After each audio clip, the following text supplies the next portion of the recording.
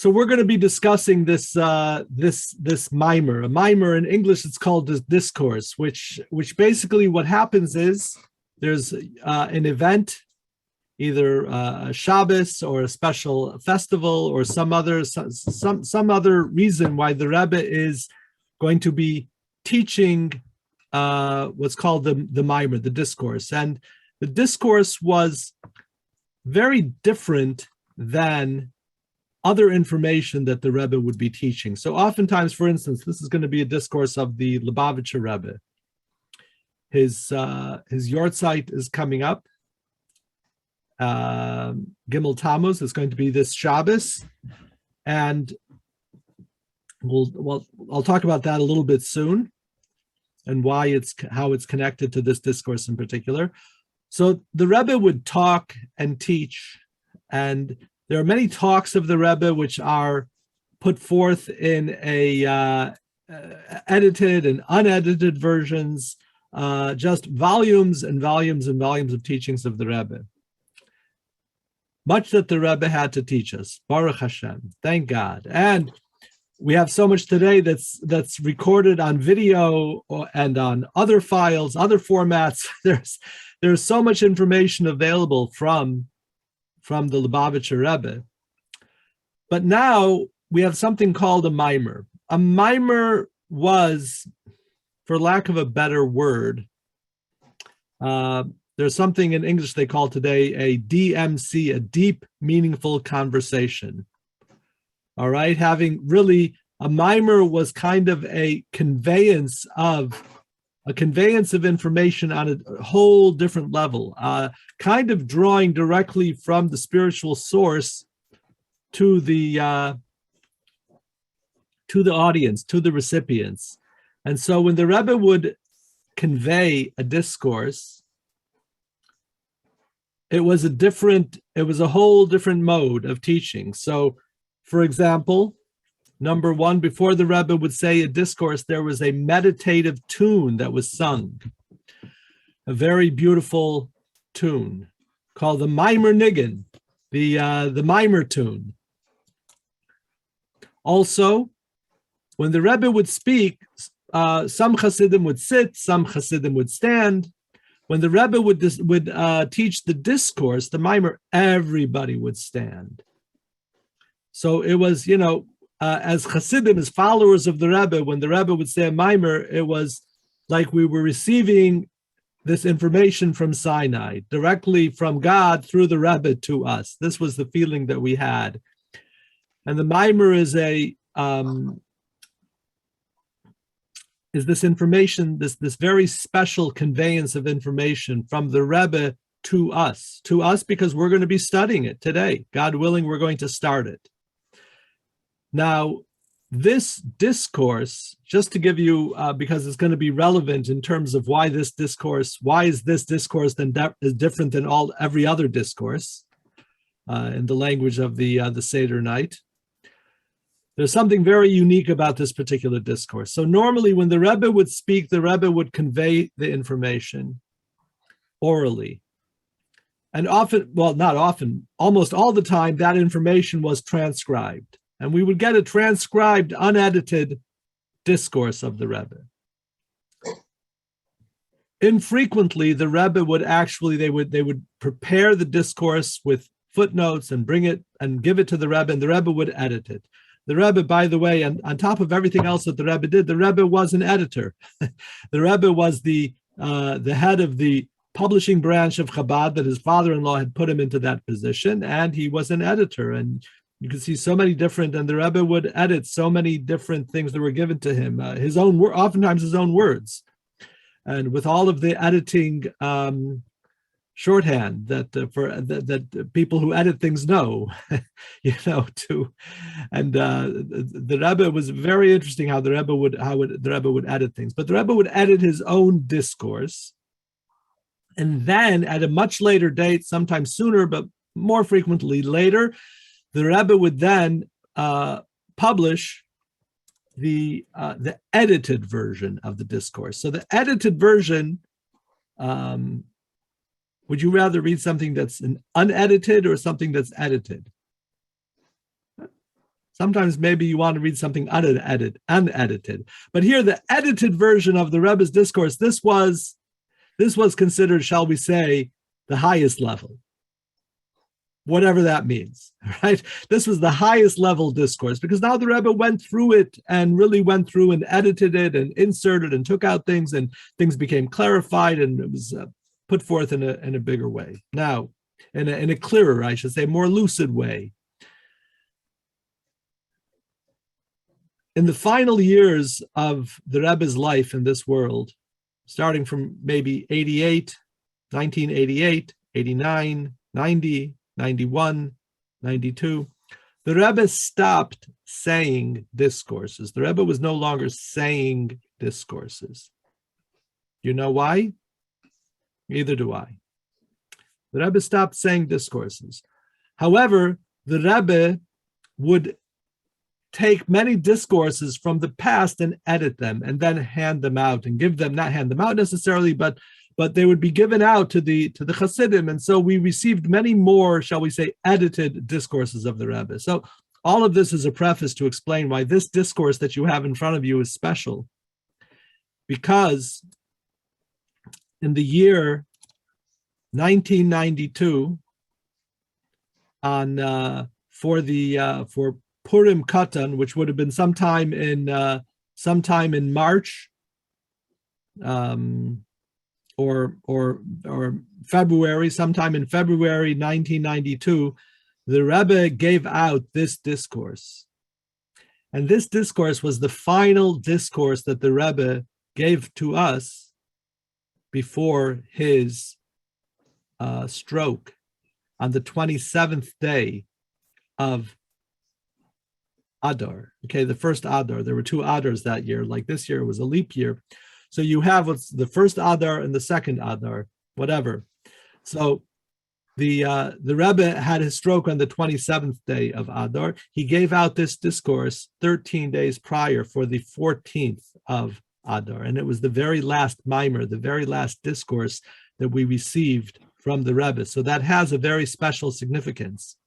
How do we know that it has a very special significance? Because the previous Rebbe had also given out a discourse for the actual day of his passing, which was the 10th of Shvat. And the Rebbe said this discourse that the Rebbe gave, that the previous Rebbe gave out in the year 1950 for his yortzeit, right? Not many people would give out some teaching for the day that they're going to pass away. The Rebbe did this, far before he passed away, maybe a week before, 2 weeks before. I'm not sure exactly when it was. It was definitely given to publish beforehand, but it was also similar. The previous Rebbe also had said these discourses many years prior. Then they were re-edited and republished in another format and given out. So he gave it out for the day of his yortzeit. And the Rebbe said, this is the watershed discourse of the previous Rebbe, the day of his yortzeit, the day of his passing. The day that a person passes away is the day that they have completed their mission in this world. And so everything that this person's mission is about, everything that this person's life is about, now comes together in a certain way on the day of the yortzeit, on the day of their passing. And every year, it's brought in the Zohar that every year on the day of their passing, everything that this person lived for, it all coalesces and ascends to a higher level. So this is not the mimer. The Rebbe didn't give this out for his yortzeit, but basically it is the very last, it is the final discourse that the Rebbe gave to us. The final, shall we say, the final teaching. And in this final teaching, the Rebbe speaks about such amazing matters of faith and what the whole function of a leader of the Jewish people is about. And this is what we're going to be discussing here in this discourse. Now, okay, so that's preface number one. We're going to have a few prefaces over here. We are going to study, do not worry. Now, generally speaking, the way that a discourse works is that there's a quote. There's usually going to be a quote from a verse from the Torah, from the prophets, from the Ketuvim, from the writings. There's going to be a verse that is brought, and then there's going to be questions that are brought on this verse. Now, these questions are, sometimes they're very big questions, and sometimes there was something that the Rebbe in the discourse, he refers to them as diyukim. Diyukim means it's kind of like there are big questions that you can have, but then sometimes these are fine-tuned questions. Like when you look with a magnifying glass on the information, say, wait 1 second, why is this word being used? Why is this here and why is that there? And kind of further questions, deeper questions. Looking again, like when you look more closely at the information, more questions emerge. And why? And we know everything in the Torah is going to be very specific, and why this doesn't seem to be telling us anything specific that we know of. And what is that specific information? Now, I want to clarify something, which is very important when you're studying a discourse. You know, when you're studying Torah, and today we're going to be studying, we're going to be discussing verses from the Torah based on the Parsha of Tetzaveh, because that was the Parsha of Tetzaveh was the Parsha of the Purim Katan, of the minor Purim, the Purim that occurs in the first Adar when there's 2 Adars.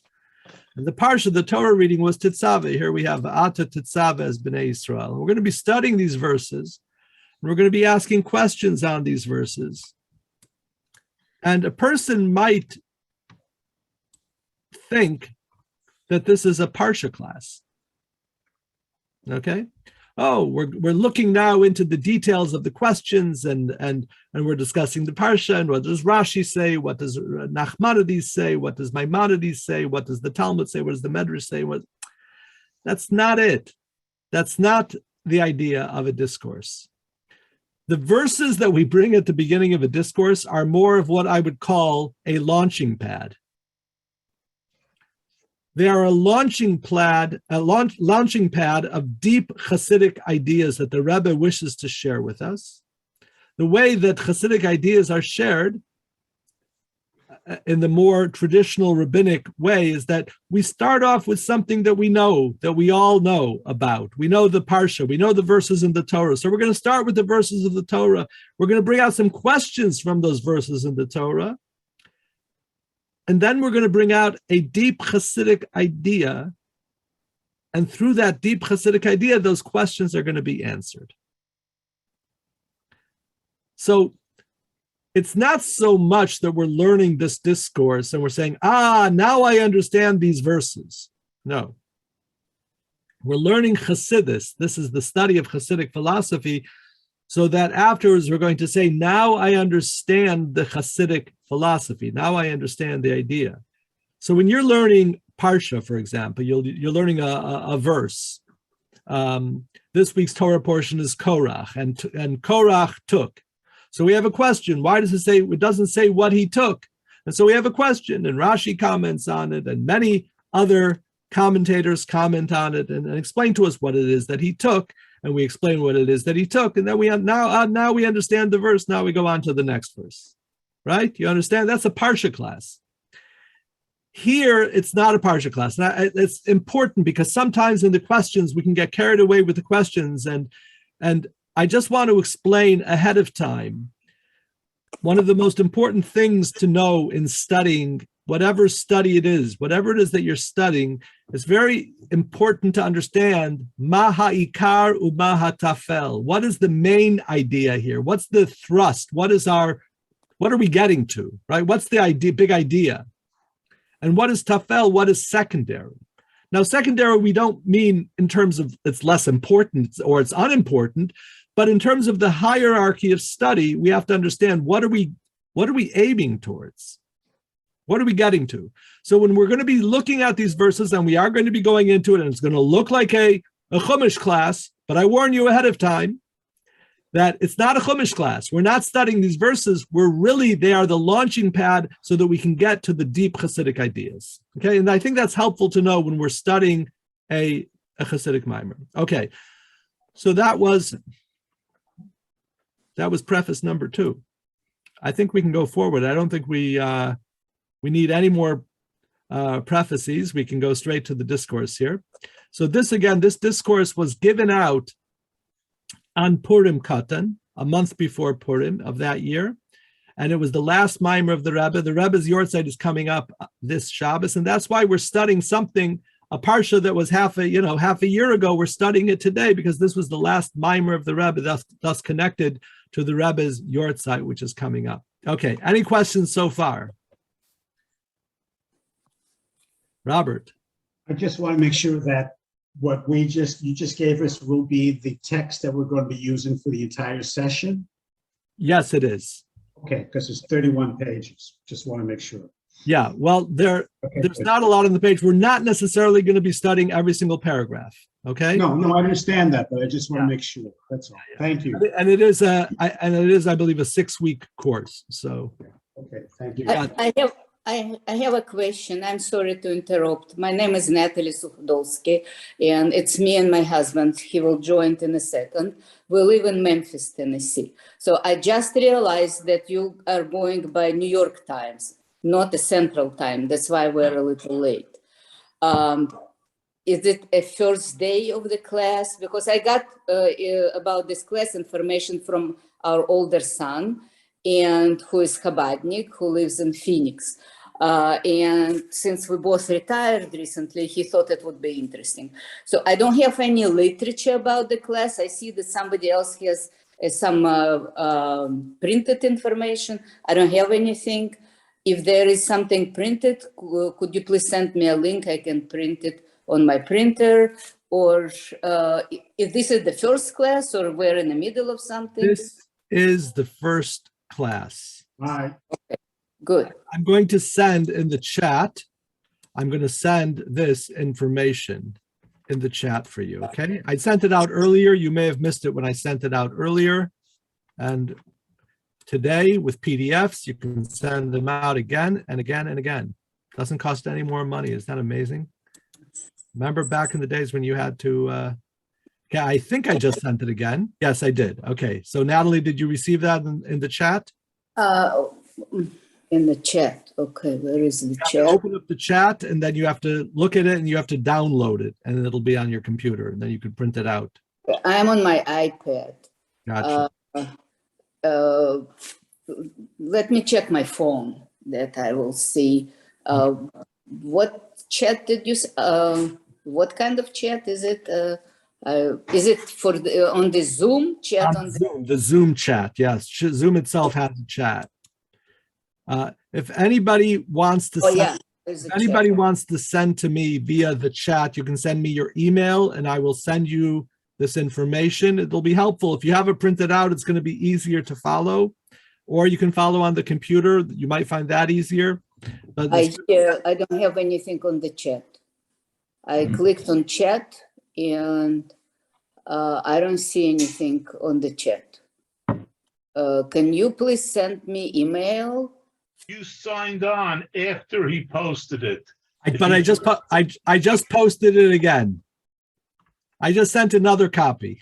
I just sent. If I could interrupt, if you tell the nice lady, I don't think she has to sign off and sign back on Zoom. It's got to be on Zoom. Otherwise, Natalie is on Zoom because this is only a Zoom format. What I'm going to suggest is, Rabbi Menachem, if you have everyone's email, or if you have Natalie's email, if you could send her a copy of it, that would be great. Or anybody, does anybody else need it at this point? Better to have it. I need it also because I can't get it on chat either. Right. It's not the format. The different formats on Zoom don't necessarily lend themselves to easily get the stuff that's transferred. So, Rabbi Menachem, do you have an email list? Let me see if I can get Rabbi Menachem here. My email is very easy. Everybody knows the name of the city now, Odessa. That's where from. So that's my email address. Adessa116@gmail.com. Let me get my phone, so if I receive email, I will print it.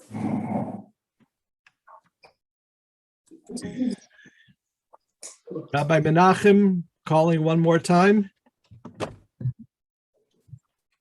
Rabbi Smith had sent an email earlier today with an attachment that was called Core Faith Discourse text.pdf, and it's exactly the same thing that you're sending now. Okay, so anybody who got this email from him, I don't have it. I did you got get- only one email with Well, the link. not a regular list. I'm looking at the names. A lot of people, Baruch Hashem, who are here now are not here for the usual classes. right? So if they want, Right. I'm sending it right now via email. If anybody else wants to tell me their email, who was that earlier? Edith, okay. EDITH, 1 second. Okay, hold on 1 second. Edith, yes. Edith at Resnick, REZNIK.net.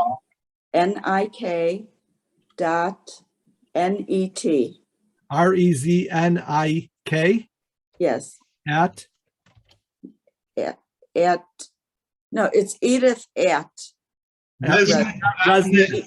Sorry, Edith Resnick. at resnick.net, N-E-T. You got it. And my mail is Odessa, ODESSA 116 At at Gmail. .com. Mhm. Got it.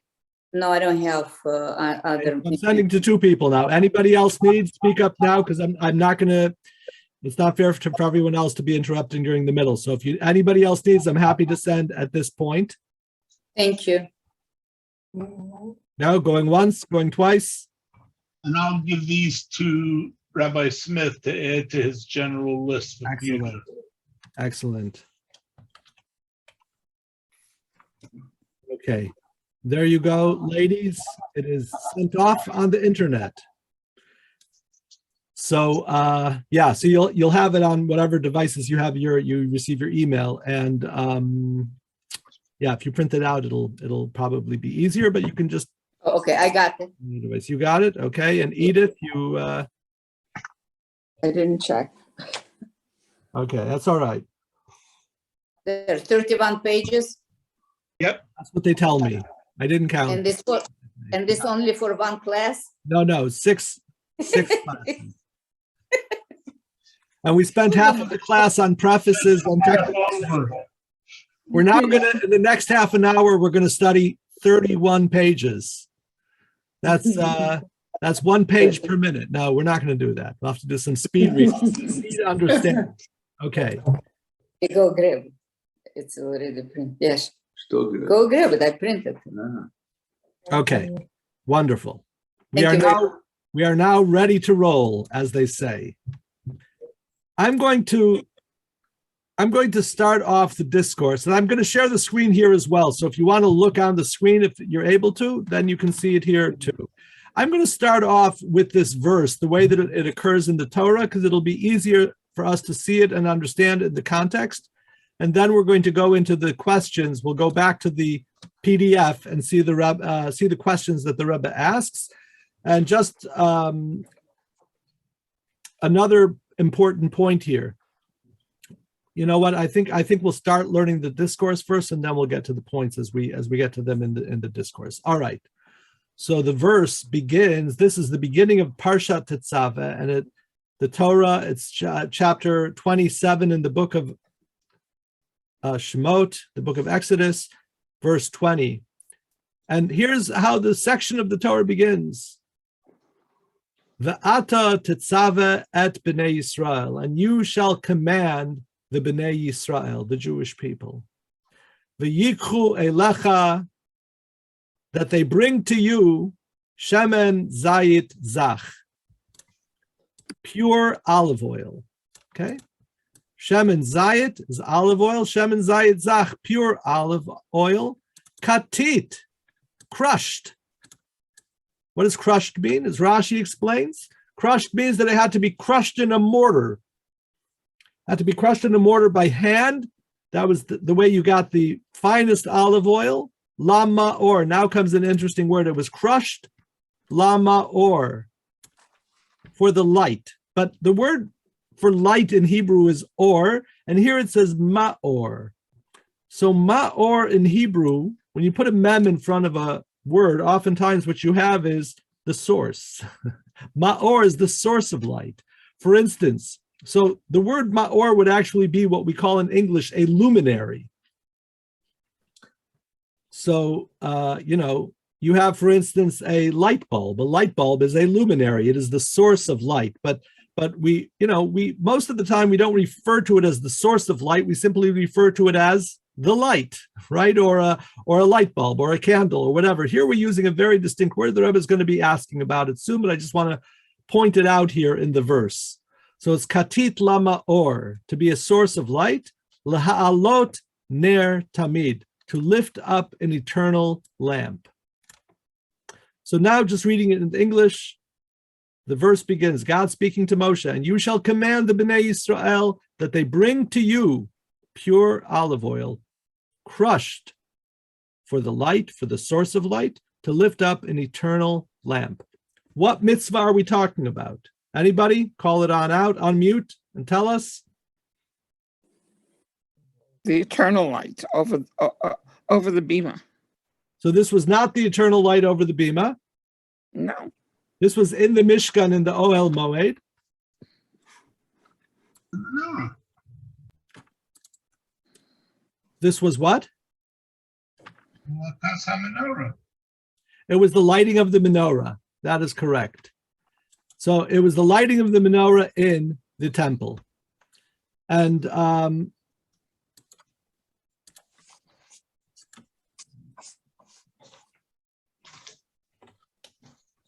it took place in what was called the Ohel Moed. And I'm going to show you a picture here of what it looked like inside of the Ohel Moed, roughly. The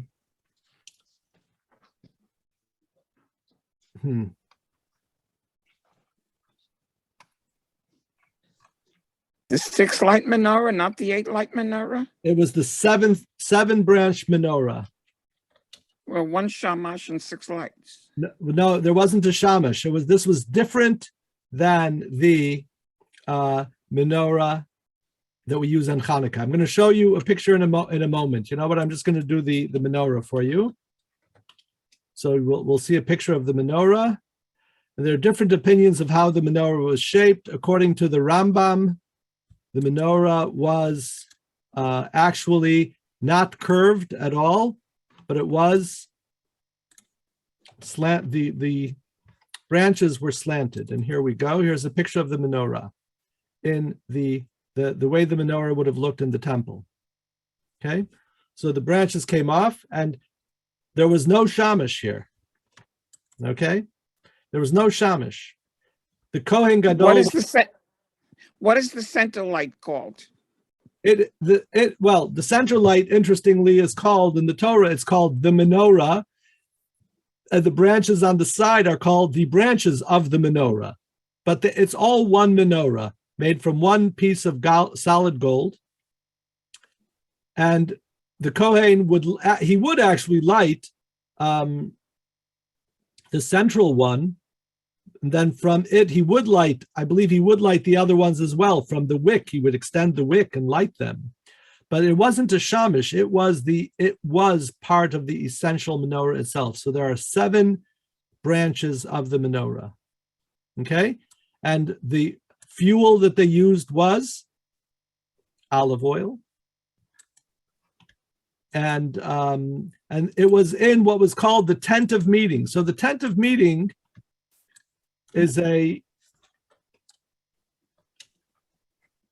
Torah uses the word tent of meeting many times, and sometimes, so it was an actual room inside. It was a room it was the main sanctuary of the Mishkan. I'm going to bring a picture here for you, and I'm sorry, I thought I had these on my computer, but I'm just looking at them now. So this is, can you see there on the side The Ohel Moed is on the left. You had the whole Mishkan, the whole tabernacle you had the nets all around it, and it was quite a large structure. The smaller structure, which would have been about 40 feet by 15 feet wide, covered in that red skin, that was covered with tapestries and with skins, and thus it was called an ohel, a tent. It was called the Ohel Moed, the tent of meeting. That is where God would meet with Moshe. Moshe would meet with God. Only 30 feet were available because the last 10 amos was strictly the Kodesh HaKadoshim.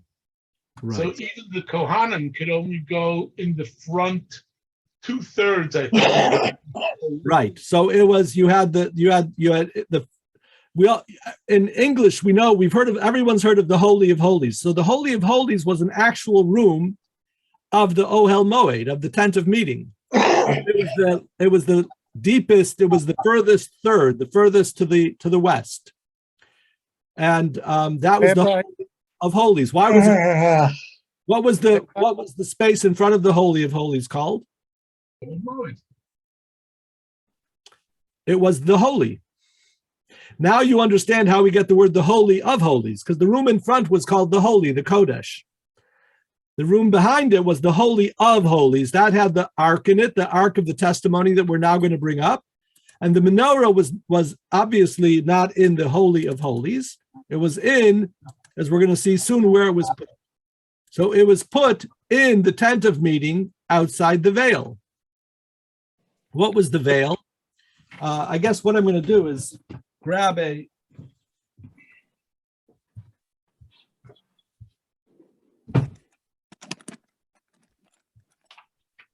Going to have to scan these in another time, but so the veil was the parochet.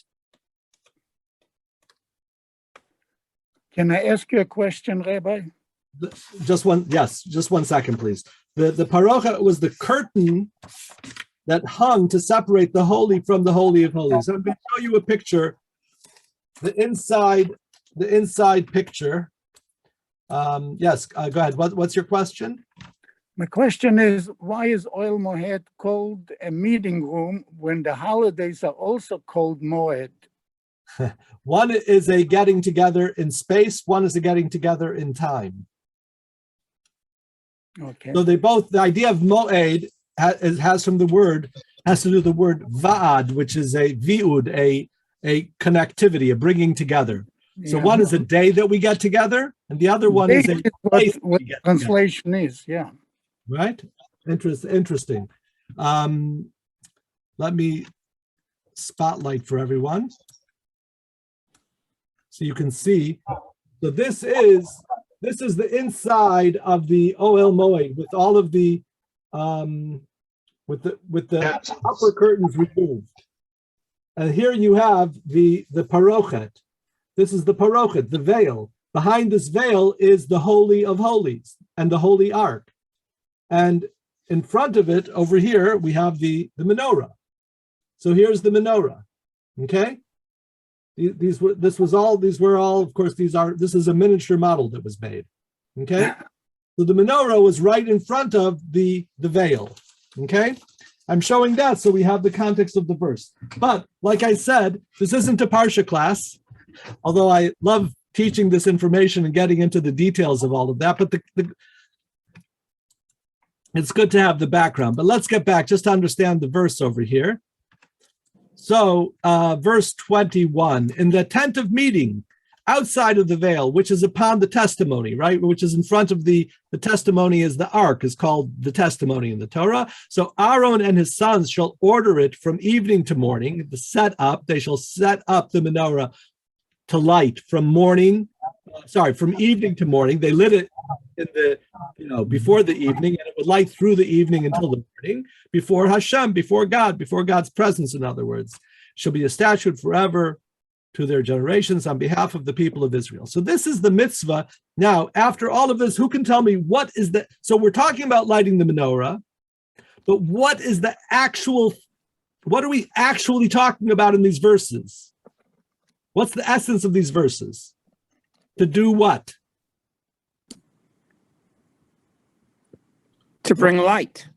To bring something else connected to light. What? The oil. The oil, right? It's about the oil. So these verses are really all about the oil, the olive oil, right? And now you will command the Jewish people and they will take to you this olive oil, right? That's what it's all about. And what are you going to do with the olive oil? You're going to light the menorah, and Aaron and his sons are going to do it, etc. Okay. Now we're going to jump into the mimer.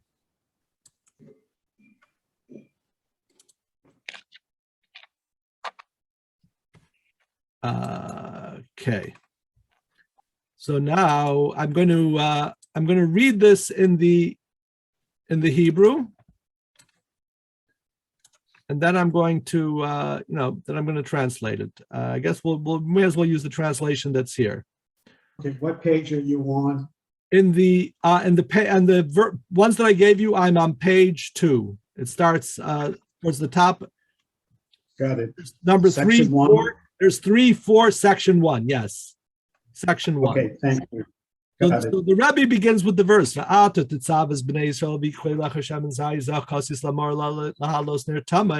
Rebbe starts with this opening verse that we just went through. We went through the whole thing to give ourselves the context.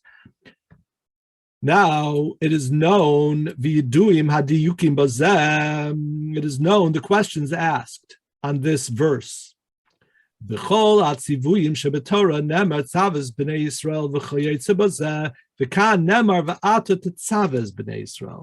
Rebbe starts with a very interesting question.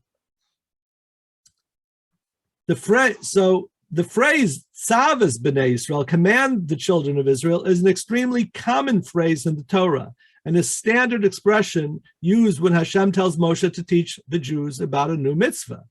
However, this verse doesn't say that. It says "V'ata tetzava," which means you should command the Jews. So we have deviated from the normal expression of "Tzavas b'nei Yisrael," which is you should command the Jews, and here we say "V'ata tetzava as b'nei Yisrael," and you shall command the Jewish people. Rabbi, can you Yes. make the print a little bit larger? Yeah.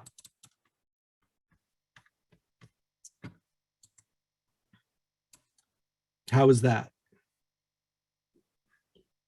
It's getting there. If you could do it one more time, let's see. Okay, sure. That's great. Yeah, that works. Okay, let's see. I think I can even do one more. No, that's a little bit too big. All right, there we go. Doesn't fit on Got this. it. Okay. So the Rebbe now continues, and he says that, well, the Hosif, to add another point, our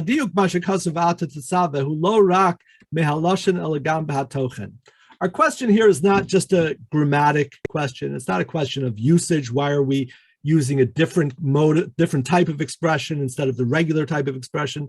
But there's also a meaningful distinction. The lashon v'ata tetzaveh mashma shemoshe hu hamitzaveh. When God tells Moshe, "You will command the Jewish people," who does that sound like the command should be coming from?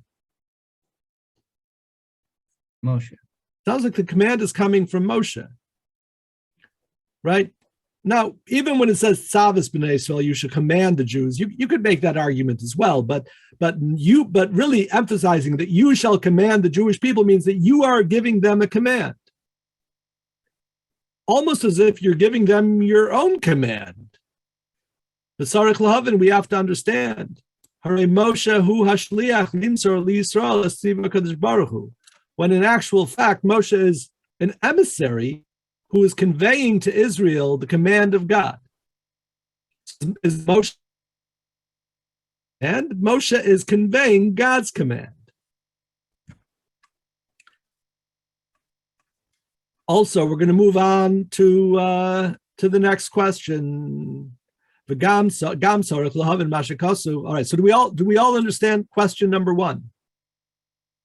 Why are we deviating from the normal Torah usage, which normally it says command the Jews, tzavas b'nei Yisrael, command the Jews. And here it says v'ata tetzavas b'nei Yisrael, and you shall command. And in and within that question is another question, which is that this seemingly gives across the wrong idea. You will command as if what? You're making the command? You're not making the command. You're just transmitting the command, right? But it sounds as if God is telling him, and you shall command. So now the next question.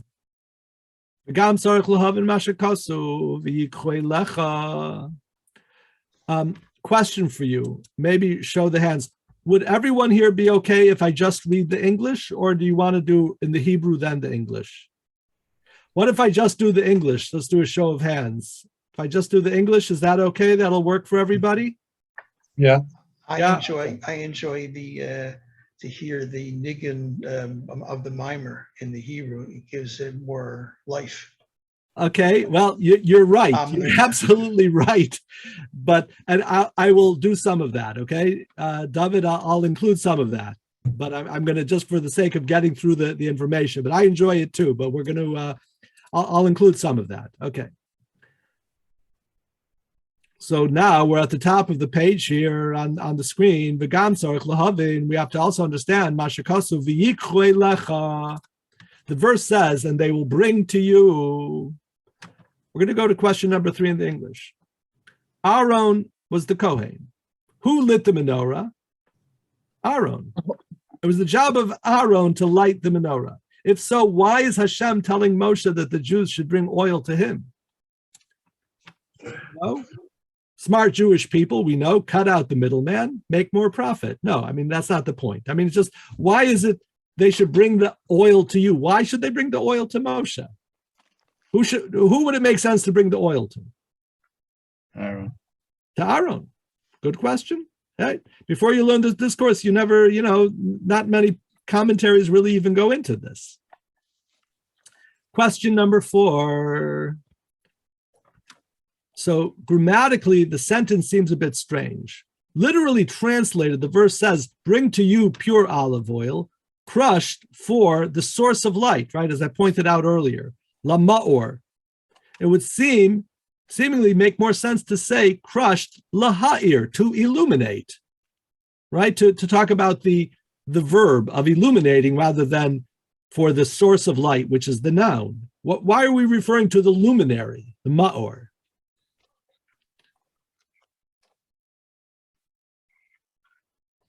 Gam tzarich lahavin the pasuk shalachri said nemar me'erev ad boker vad kan nemar lahalis ner tamid. Question number 5. Why does the verse say that the menorah should be lit? The first verse says tamid, continuously, tamid. Well, really, it's an interesting thing, and the commentaries do discuss this word tamid that's brought in the Torah. What does the word tamid in the Torah mean? Can anybody tell me? Always. Always. Does always mean the same thing as continuously? If it's always, it's continuous. Well, it doesn't stop. You always interrupt me when I speak. It's a little bit different, not you. I'm saying as an example, right? Always is not identical to continuously. We always take this road on our way to Sarasota. But not we continuously, right? Slightly different. Robert, go ahead. I mean, continuous means without interruption. Without always interruption. Means when you begin it, you do it always that way. Right? And there's another, and the word tamid doesn't necessarily mean, for instance, there's a korban tamid, a daily sacrifice. Was it brought continuously? No, it was brought every morning and every afternoon. There is a fancy English word some of you may be familiar with, which is quotidian. Quotidian means every single day. Always is much more permanent. Right? So always and continuous seems to be much more permanent. But even still, the question, getting back to the question, because otherwise I think with my discussion of the word, we might remove the question. But why the first verse we say continuously, but in the next verse, what do we say? We say from evening until morning. which is not continuous. It's a set specific amount of time, which of course, the verses are not conflicting. It's not telling us to do something differently, right? So let's go back to the verses and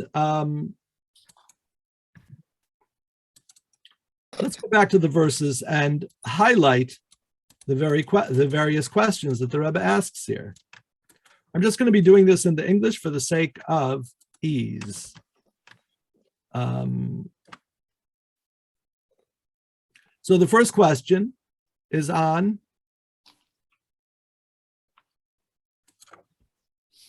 and you shall command.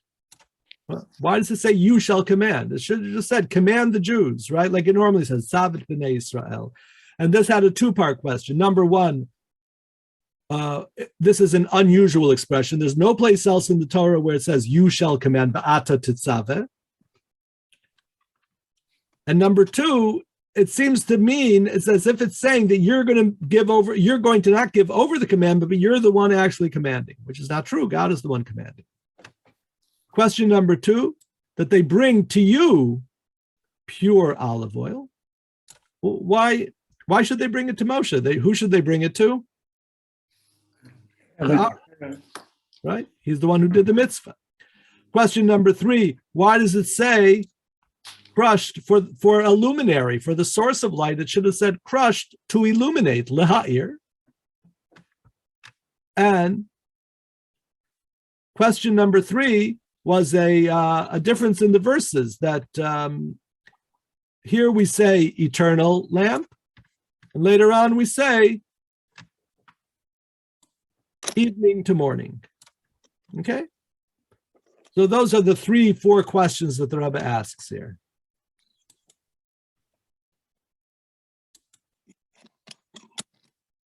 Okay.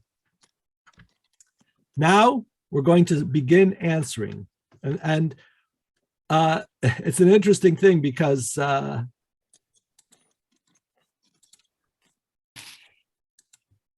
in many discourses, you don't get to the answer until much later. But here, the Rebbe is going to be bringing these questions. These questions actually came from a previous discourse. They came from a discourse that was shared by the previous Rebbe. Okay? The previous Rebbe had taught a discourse in Moscow under very unfriendly conditions. This was back in the late 20s. I think it was 1927. And the Rebbe spoke about how we have to go and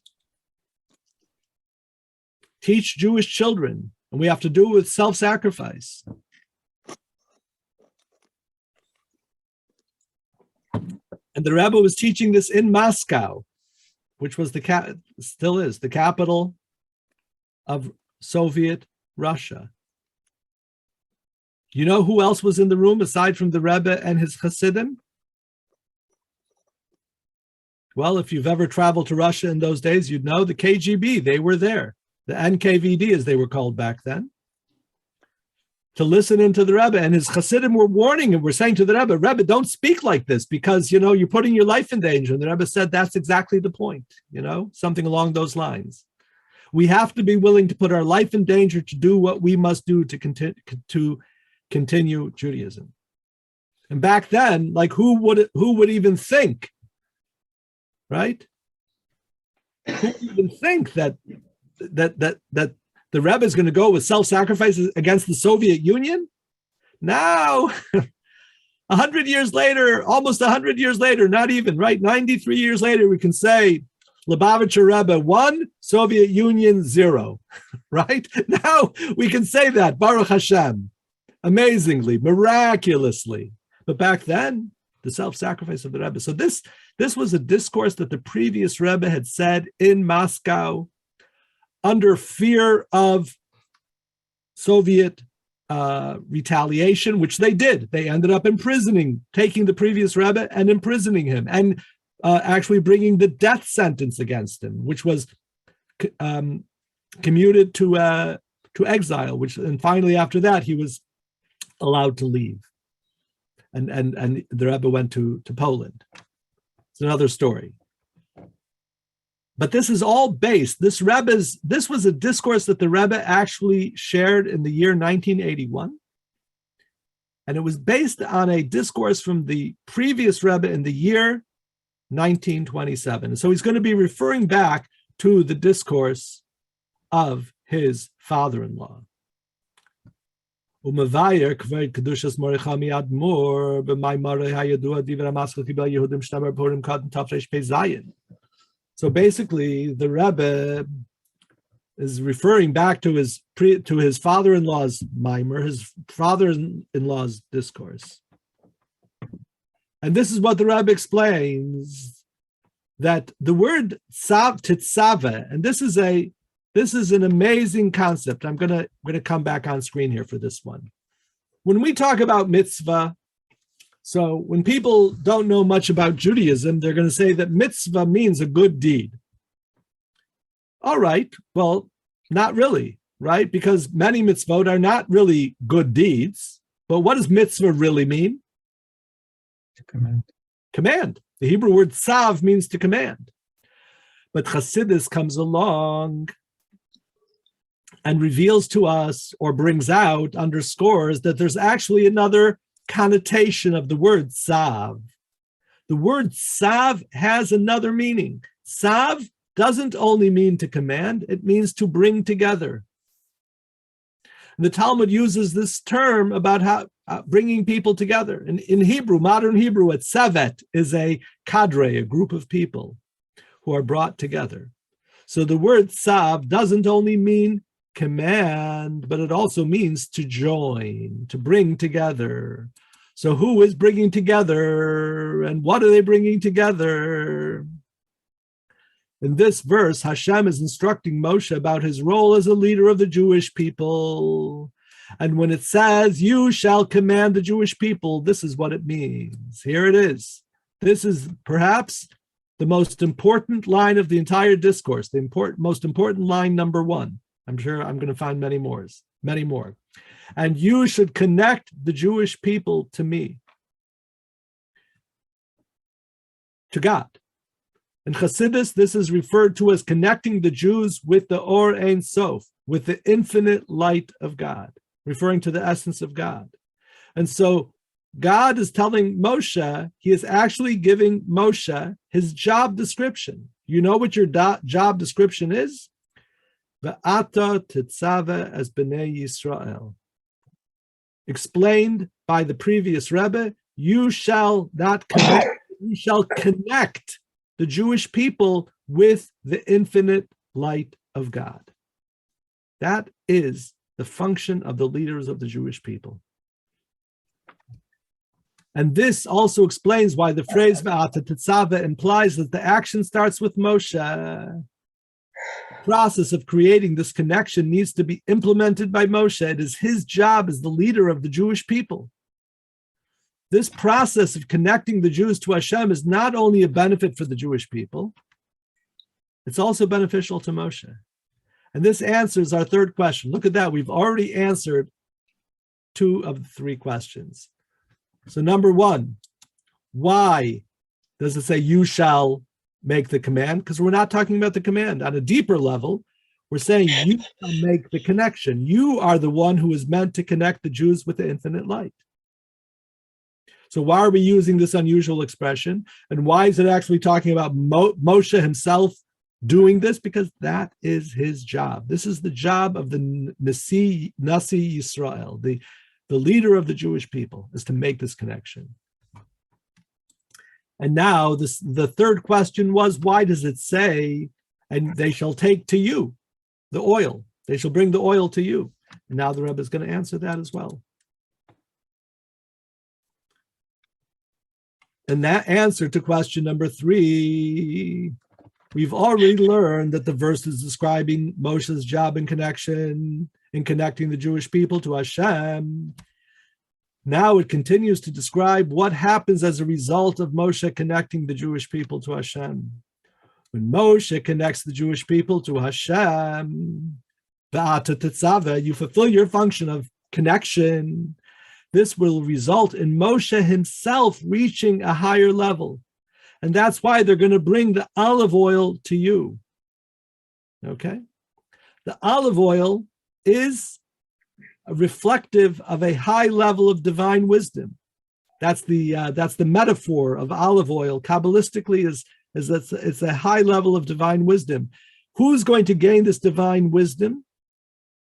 Moshe, you're going to gain it. You know how you're going to gain it? Through connecting the Jews with the infinite light. We're now going to bring the Rebbe brings a verse which we're not going to do, because, like I said, we're not going to do every single line.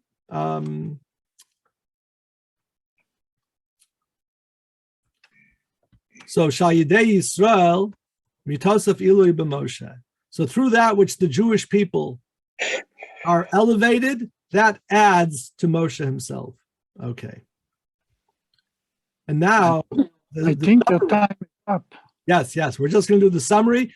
And this is now the summary of the whole thing, right? You will connect the Jews to the infinite light. And through that, you, Moshe, you yourself are going to gain and benefit from that. Okay. We will continue, God willing, next week. Thank you very much, Rabbi. Thank you. Thank you, Rabbi. I don't know if you have another class, but if anybody wants to stay on, if you have questions or anything else that you want to discuss, you're welcome to. I can stay for another few minutes. Your class will be every Monday. Every Monday. So next Monday again at 3:00. Yisrael Hashem. Eastern time. All right. Thank you all for joining. Thank you. Thank you. Thank you, Rabbi. Very enlightening.